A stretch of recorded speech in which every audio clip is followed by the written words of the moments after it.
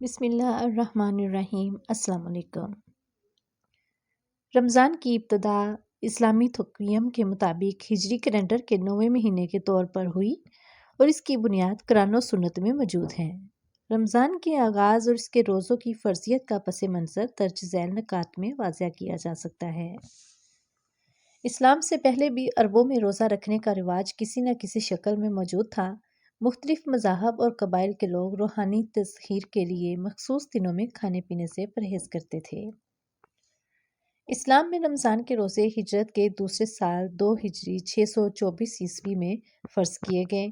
اس کا ذکر سورہ البقرہ میں یوں موجود ہوا ہے: اے ایمان والو، تم پر روزے فرض کیے گئے ہیں جیسے تم سے پہلے لوگوں پر فرض کیے گئے تھے تاکہ تم پرہیزگار بن جاؤ۔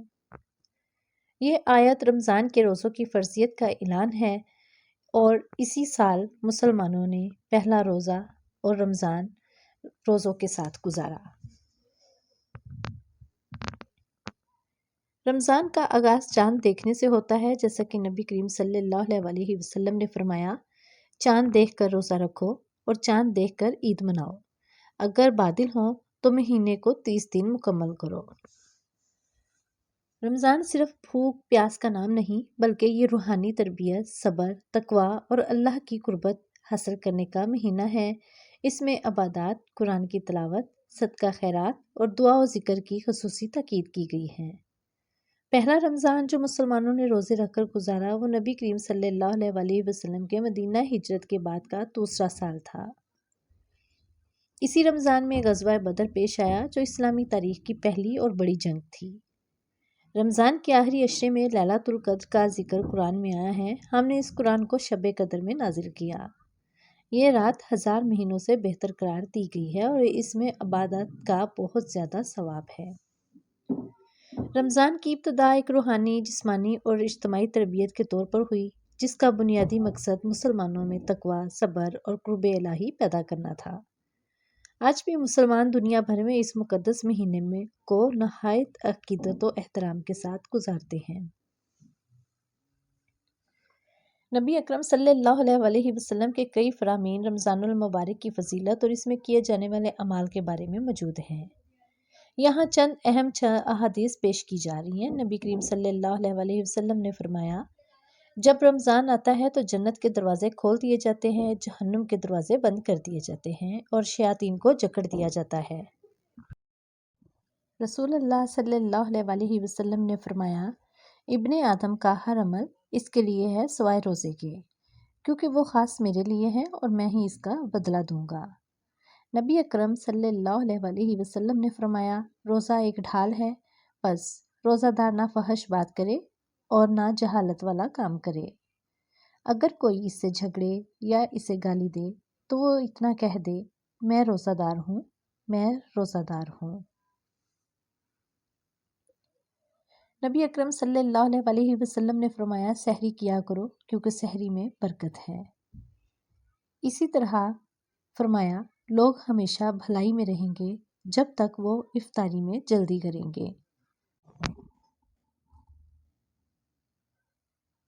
نبی اکرم صلی اللہ علیہ وسلم نے فرمایا: 3 افراد کی دعا رد نہیں کی جاتی: روزہ دار کی، افطار کے وقت، عادل حکمران کی اور مظلوم کی دعا۔ یہ فرامین رمضان کی اہمیت، روزے کی فضیلت، سحری افطاری کی برکت اور دعا کی قبولیت کو واضح کرتے ہیں۔ آخری رمضان یعنی قیامت سے پہلے کا رمضان کئی نشانیوں کے ساتھ آئے گا، جو اسلامی روایات میں مذکور ہیں۔ اگرچہ کسی مخصوص رمضان کا ذکر نہیں، لیکن قیامت کی بڑی اور چھوٹی نشانیاں ہمیں یہ سمجھنے میں مدد دیتی ہیں کہ آخری زمانے میں رمضان اور دنیا کے حالات کیسے ہوں گے۔ رسول اللہ صلی اللہ علیہ وسلم نے فرمایا: قیامت اس وقت تک قائم نہ ہوگی جب تک کہ بے حیائی، زنا، شراب نوشی اور فتنہ عام نہ ہو جائیں۔ یہ ظاہر کرتا ہے کہ آخری زمانے میں رمضان کے باوجود لوگ دین سے دور ہو جائیں گے، عبادات میں کوتاہی کریں گے اور گناہوں میں اضافہ ہوگا۔ حدیث میں آیا ہے کہ قیامت سے پہلے کچھ غیر معمولی چیزیں ہوں گی، جن میں سورج کا مغرب سے طلوع ہونا اور ایک بڑی دخان کی نشانی شامل ہے۔ قیامت کی نشانیوں میں سے ایک یہ ہے کہ آسمان سے ایک دھواں ظاہر ہوگا جو سب کو ڈھانپ لے گا۔ یہ ممکن ہے کہ کسی آخری رمضان میں ایسا کوئی بڑا واقعہ پیش آئے جو دنیا کو ہلا کر رکھ دے۔ آخری زمانے میں دجال کا عروج ہوگا جو دنیا میں سب سے بڑا فتنہ ہوگا۔ یہ ممکن ہے کہ کسی رمضان میں وہ ظاہر ہو اور لوگوں کو آزمایا جائے۔ رسول اللہ صلی اللہ علیہ وآلہ وسلم نے فرمایا، دجال 40 دن رہے گا۔ اس کا پہلا دن 1 سال کے برابر، دوسرا 1 مہینے کے برابر، تیسرا 1 ہفتے کے برابر ہو اور باقی دن عام دنوں کی طرح ہوں گے۔ یہ غیر معمولی دنوں کی ترتیب کسی خاص رمضان کو متاثر کر سکتی ہے۔ مسلمانوں کا عقیدہ ہے کہ آخری رمضان میں امام مہدی آئیں گے اور وہ شاید کسی رمضان میں اپنی جدوجہد کا آغاز کریں۔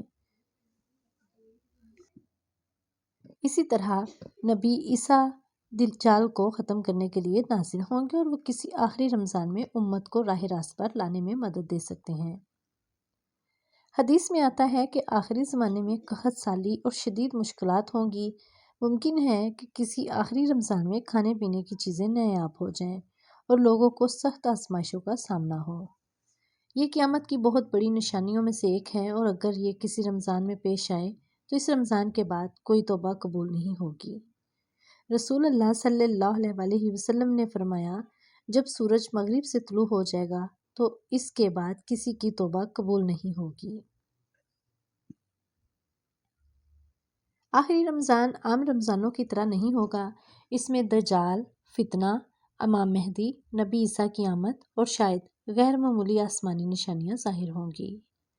عبادات کرنے والوں کے لیے یہ ایک بڑی آزمائش کا وقت ہوگا، جبکہ بے دین لوگوں کے لیے یہ ہلاکت اور ندامت کا دور ہوگا۔ اس لیے ہمیں چاہیے کہ ہم ہر رمضان کو اس نیت سے گزاریں کہ شاید یہ ہمارا آخری رمضان ہو اور ہم زیادہ سے زیادہ نیکیاں کما سکیں۔ ویڈیو پسند آئے تو لائک ضرور کریں۔